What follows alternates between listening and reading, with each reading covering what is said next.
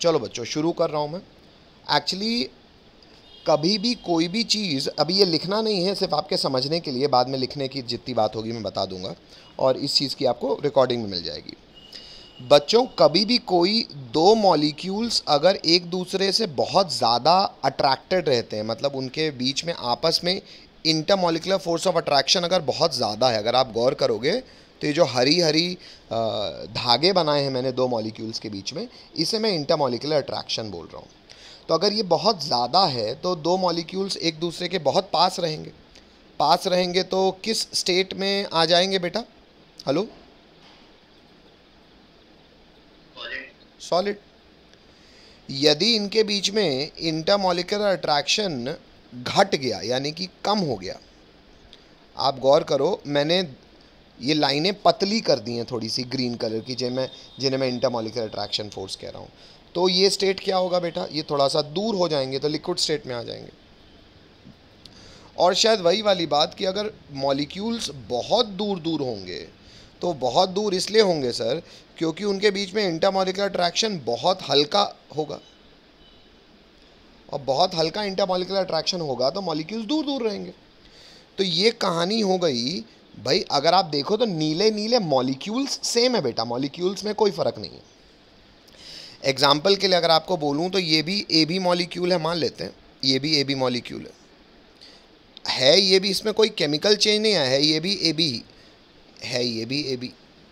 अगर बेटा A B के बीच में अट्रैक्शन फोर्स बहुत ज़्यादा है तो वो सॉलिड है, कमज़ोर हुआ, दूर हो गए तो वो लिक्विड बन गया, और बहुत दूर हुए तो वो गैसियस स्टेट में आ गए। ये सॉलिड लिक्विड गैस की बात है। अब यहाँ पे केवल समझने वाली बात यह रह गई है कि जो इंटरमॉलिकुलर अट्रैक्शन है, जिसे मैंने ग्रीन और येलो रंग से दिखाया है, ये इंटरमॉलिकुलर अट्रैक्शन होता क्यों है? इतना बात समझ में आती है? आगे बढ़ जाऊँ? चलो। तो बेटा ये जो इंटरमॉलिकुलर अट्रैक्शन है, ये इंटरमॉलिकुलर अट्रैक्शन को हम इन जनरल समझते हैं वैन डर वाल फोर्सेस के नाम से। किस नाम से?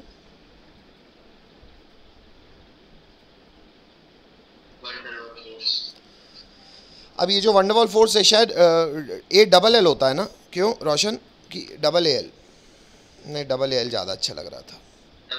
हाँ, वही ज़्यादा अच्छा लग रहा था, लिख के कई बार आता है। हाँ, तो जो वैन डर वाल फोर्सेस हैं, ये समझे ये हैं क्या बेटा? कभी भी दो लोग आपस में अट्रैक्ट केवल एक कारण से करते हैं और अट्रैक्शन का कोई कारण नहीं होता। क्या कारण होता है? कि मान लेते हैं ये मॉलिक्यूल में B ज़्यादा इलेक्ट्रोनेगेटिव है तो B थोड़ा सा माइनस हो जाएगा, और A उससे पॉजिटिव है तो A प्लस हो जाएगा। ऐसा ही अगर आप दूसरा मॉलिक्यूल लोगे AB, तो एक्चुअली बेटा एक का प्लस दूसरे के माइनस को अट्रैक्ट करेगा और एक का माइनस दूसरे के प्लस को, और यही जो इनके बीच में धारियाँ यानी कि लाइंस ऑफ फोर्सेस चलेंगे, इन्हें हम इंटरमॉलिकुलर फोर्स कहते हैं। इन जनरल ये इंटरमॉलिकुलर फोर्स कहलाता है बच्चों डाइपोल डाइपोल अट्रैक्शन, क्योंकि एक मॉलिक्यूल भी पोलर, दूसरा मॉलिक्यूल भी पोलर, तो इसे कहते हैं डाइपोल डाइपोल अट्रैक्शन। क्या कहते हैं?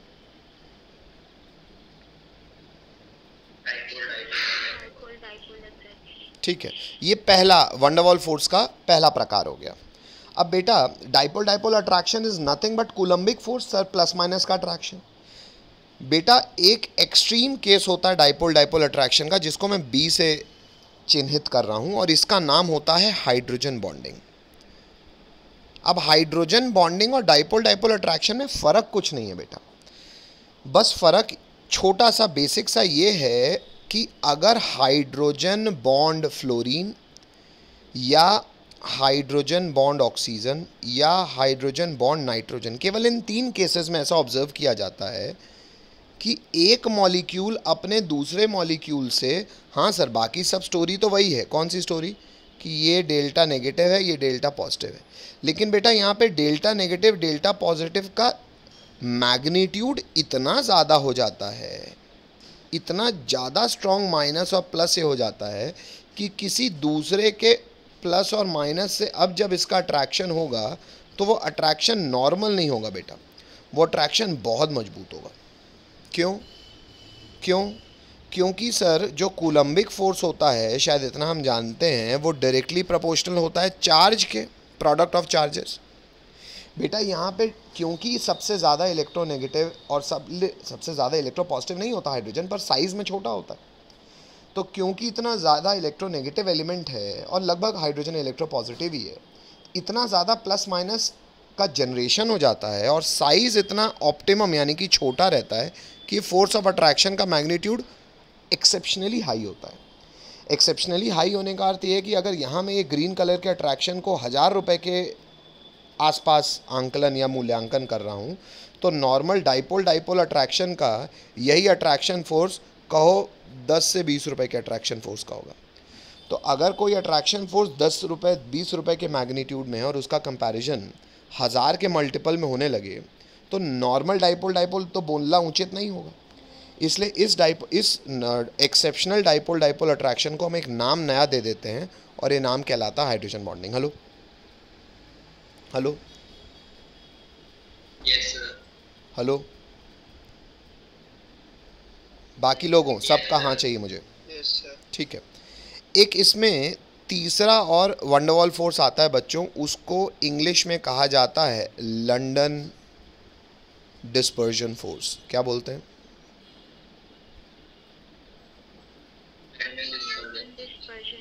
London dispersion force. अब ये क्या है?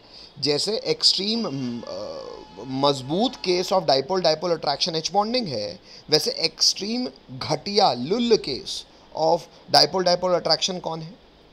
London dispersion force. मतलब सर, मतलब बेटा एक कोई मॉलिक्यूल है जिसमें कोई पोलैरिटी नाम की चीज़ है ही नहीं, जैसे एच बॉन्ड एच, या पोलैरिटी बहुत कम है, लेकिन फिर भी अल्टीमेटली ये मॉलिक्यूल बना तो एटम्स और एटम से होगा। एटम क्या होता है सर? नेट में सेंटर ऑफ मास आ जाएगा न्यूक्लियस का और बाहर ही घूम रहे होंगे इलेक्ट्रॉन।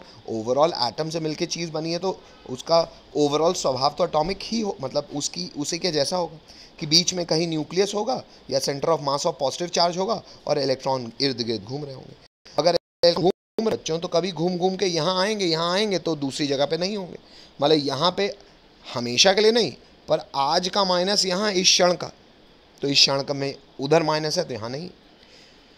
ये जो प्लस माइनस मैंने क्रिएट किया बच्चों, इस प्लस माइनस को मैं कह रहा हूँ इंस्टेंटेनियस डाइपोल। क्या कह रहा हूँ?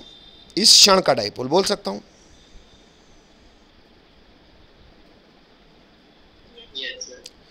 और एक इंस्टेंटेनियस डाइपोल दूसरे इंस्टेंटेनियस डाइपोल से, हाँ सर, अट्रैक्शन करेगा सर, पर इस अट्रैक्शन का मैग्नीट्यूड ना बहुत हल्का होगा। Hello hello. और इस अट्रैक्शन फोर्स को मैं बोलता हूँ लंदन डिस्पर्जन फोर्स या इंस्टेंटेनियस डाइपोल डाइपोल अट्रैक्शन। यहाँ तक समझ में आता है? हेलो। अगर बेटा अगर बच्चों मैं स्ट्रेंथ कंपैरिजन करूं, मैं चाहूँगा ये आप लोग बुकमार्क में लिख लो। अगर मैं स्ट्रेंथ कंपेयर करूं, किसकी? Strength comparison between van der Waals forces.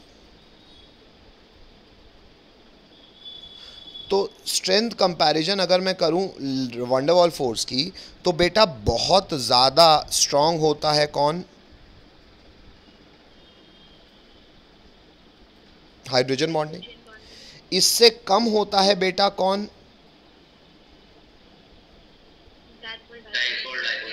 और सबसे कम होता है कौन? नई बात समझ में आ रही है? ये कहीं नोट डाल के भले आप लोग लिख लो। जो होता है ये रीज़न में आप डायरेक्ट लिख सकते हैं। जो वंडरवॉल फोर्स होता है बेटा वो डायरेक्टली प्रोपोर्शनल होता है, ऑब्वियस सी बात है, जितना ज़्यादा सरफेस एरिया होगा। भाई अगर वो डाइपोल डाइपोल है या हाइड्रोजन बॉन्डिंग है और लंदन है, उस पर तो डिपेंड करेगा ही। उसके बाद भी वंडरवॉल फोर्स एक चीज़ पे और डिपेंड करता है, और दैट इज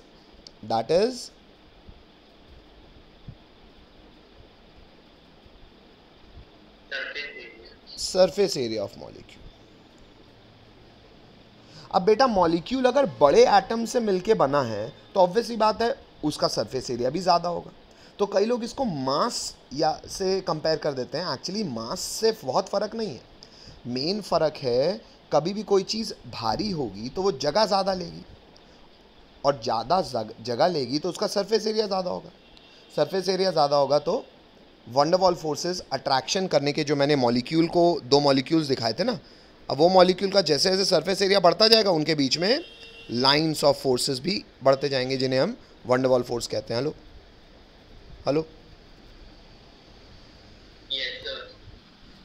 यानी कि दूसरा वन डर वाल फोर्सेस ऑफ अट्रैक्शन का, हाँ ठीक है सर, डाइपोल डाइपोल अट्रैक्शन बढ़ता भी तो जा सकता है भाई, एच बॉन्डिंग की औकात तक नहीं पहुंचे, लेकिन फिर भी दो लोगों में डाइपोल डाइपोल में भी कंपैरिजन हो सकता है। तो जिसमें इलेक्ट्रोनेगेटिविटी डिफरेंस ज़्यादा होगा, ऐसे मॉलिक्यूल में पोलैरिटी ज़्यादा होगी, ऐसा मॉलिक्यूल आपस में अट्रैक्शन ज़्यादा करेगा। यही वाली बात थी, समझ में आती है सबको?